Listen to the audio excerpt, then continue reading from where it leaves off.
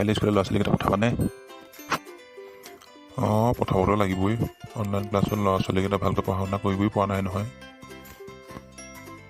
School গ'লেতো অন্ততঃ ল'ৰা ছোৱালীকেইটা ভালকৈ পঢ়াত মন বহিব, নহ'লে অকল মোবাইল একো পঢ়াই নহয় যে কি আৰু এইবিলাক লকডাউন আহিলে জানো। হয় তাকে বৰ বেয়া দিন আহিলোঁ এইবিলাক, মানে একদম কি কৰোঁ কি নকৰোঁ লাগি যায় কেতিয়াবা। মা, মই স্কুল নাযাওঁ, তাতে কৰোণা আছে। তেনেকৈ ক'ব নাপায় নহয় বেটা, তোমাৰ লগৰবিলাকো আহিব নহয়। মা, লগৰবিলাকে কোনো নাযায় স্কুল। কালি খেলি থাকোঁতে অঞ্জনক লগ পাইছিলোঁ, ৰন্তুক লগ পাইছিলোঁ, কোনেও নাযায় বোলে স্কুল। মা, স্কুল নাযাওঁ। তেনেকৈ কান্দিব নাপায় নহয় বেটা, স্কুল যাব লাগিব, ডাঙৰ মানুহ হ'ব লাগিব। এক মিনিট ৰ'ব ছাৰ, কৰোণাৰ কাৰণে গাৰ্জেন ভিতৰত এলাও নাই। আপুনি ষ্টুডেণ্ট কেইজন গেটতে থৈ যাওক, ইয়াৰ পৰা মই লৈ যাম ভিতৰলৈ। আৰু 12-1মান বজাত স্কুল ছুটি হ'ব। আপোনাৰ গেটৰ ওচৰতে ষ্টুডেণ্ট কেইজন আকৌ আপোনাক চমজাই দিয়া হ'ব। ভালকৈ বহিবা দেই, ল'ৰাহঁত আকৌ মই তোমালোকক নিবলৈ আহিম আৰু পাছবেলাকৈ। মই গম পাইছোঁ তোমালোকে ভয় খাই আছা।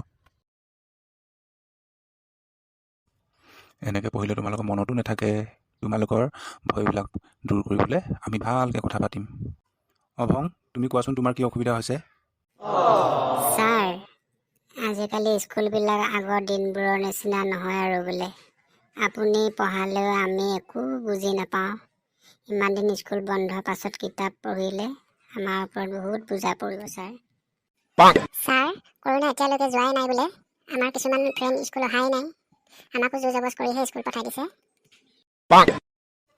অঁ, বুজি পাইছোঁ, তোমালোকে ভয় খাই আছা। তোমালোকৰ ভয় দূৰ কৰিবলৈ এনেকুৱা এজন মহাপুৰুষৰ কাহিনী শুনাম।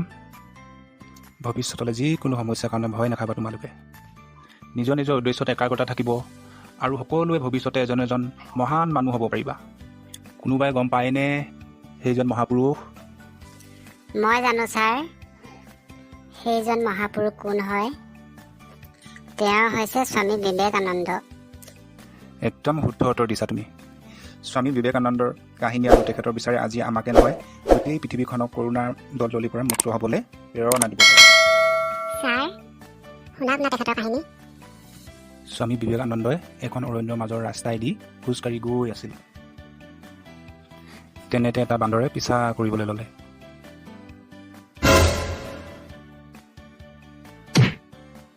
তেতিয়া স্বামী বিবেকানন্দই ভয় খাই বহুত স্পীড দৌৰিবলৈ ল'লে।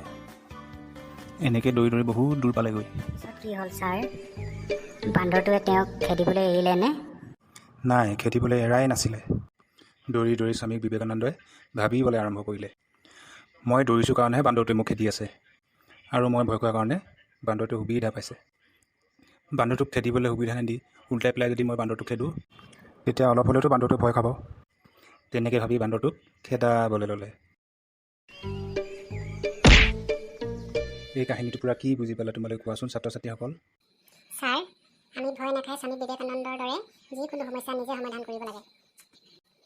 কৰোণা বেমাৰ আমাৰ ওচৰত বহুত ডাঙৰ সমস্যা হৈ পৰিছে, কিন্তু আমি কৰোণালৈ ভয় খাই থাকিলে নহ'ব। কিবা কৰি হ'লেও কৰোণা বেমাৰ নেওচি আমি দিনবিলাক পাৰ কৰিব লাগিব, একেবাৰে স্বামী বিবেকানন্দৰ নিচিনা। যিমানে আমি ভয় খাম, কৰোণাই আমাক ইমানে ভয় কৰাব।